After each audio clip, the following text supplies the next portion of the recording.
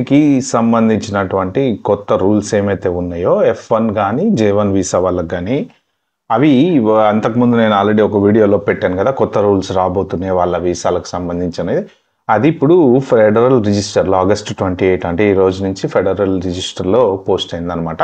So, దాని తర్వాత ఏంటి చేంజెస్ ఏమేమొస్తున్నాయి? అవి ఎలా మనకు అప్లికబుల్ అవుతాయి?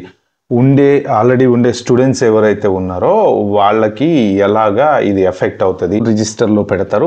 ఆల్రెడీ ఇవాళ యాక్చువల్‌గా అప్డేట్ అవుతుంది. అప్డేట్ అయిన తర్వాత దానికి ఒక 30 డేస్ టైం ఇస్తారనమాట. ఈ 30 డేస్ టైంలో జనరల్‌గా ఎవరైనా సరే కామన్ మ్యాన్ గానీ, F1 స్టూడెంట్ గానీ, తర్వాత H4 ఎవరైనా ఉన్నవాళ్ళు గానీ, లేకపోతే H1B వీసాలో ఎవరైనా సరే ఎళ్లి వాళ్ళ స్పందనలు తెలపొచ్చు. అంటే దీనివల్ల ఈ ప్రాబ్లమ్ అవుతది, దీనివల్ల ఈ ప్రాబ్లమ్ అవుతది. అందుకని వాళ్ళు ఒక 30-60 డేస్ టైం అనేది ఇస్తారనమాట.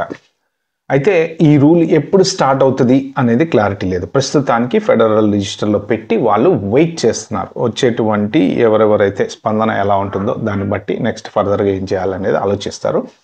ఒకవేళ ఇది గనక ఎఫెక్ట్ అనేది స్టార్ట్ అవుతే అది ఈ ఇయర్ స్టార్ట్ అవుతదా? నెక్స్ట్ ఇయర్ స్టార్ట్ అవుతదా? అనేది కూడా క్లారిటీ లేదు. సో, వాళ్ళు USCIS వాళ్ళు కన్ఫర్మ్ చేసి దిస్ ప్రోగ్రామ్ హ్యాస్ స్టార్టెడ్ అంటే ఆ రోజు నుంచి అది స్టార్ట్ అవుతది. అప్పటి నుంచి ఎగ్జిస్టింగ్ యూఎస్‌లో ఉన్నటువంటి F1 స్టూడెంట్స్ ఎవరైతే ఉంటారో వాళ్ళకి ప్లస్ కొత్తగా వచ్చేటువంటి వాళ్ళకి అందరికీ